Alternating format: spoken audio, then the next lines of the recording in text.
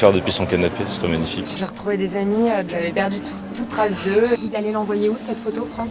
Dans le cloud. Ça m'occupe énormément par rapport aux autres applications. Là, je synchronise. C'est exceptionnel. Facebook, 8 petites lettres synonymes de révolution. Plus de 50 millions d'utilisateurs à travers le monde, c'est clair. Ce site gratuit connaît un succès exponentiel. J'ai retrouvé des amis de vraiment de maternelle, que j'avais pas vu depuis au moins 15 ans et j'avais perdu toute trace d'eux. C'est pas un espace pour faire des grands discours, mais plutôt pour échanger et puis se repérer entre groupes et puis peut-être aller vers cheminer un peu ensemble. Vous allez l'envoyer où cette photo, Franck? Dans le cloud. Musique, documents, photos, en quelques clics, les voilà envoyés sur un énorme disque dur à distance et récupérables à n'importe quel endroit pour peu qu'ils soient équipés d'Internet.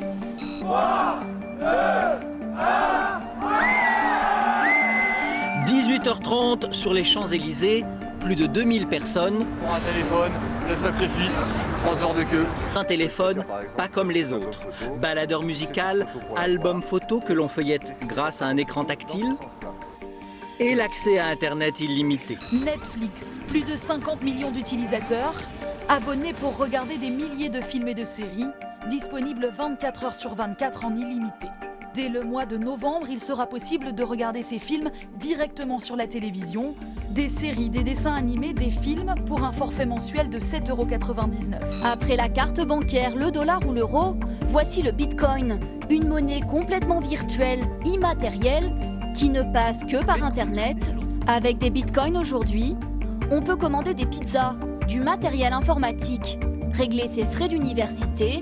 Bitcoin n'a en tout cas pas fini de faire parler. Chaque jour depuis 18 mois, Cyril Gros-Piron a adopté ce nouveau geste. Là, je synchronise. Bracelet connecté au poignet, plus question par exemple de prendre l'ascenseur. Je vais moins au bureau, par exemple, en voiture.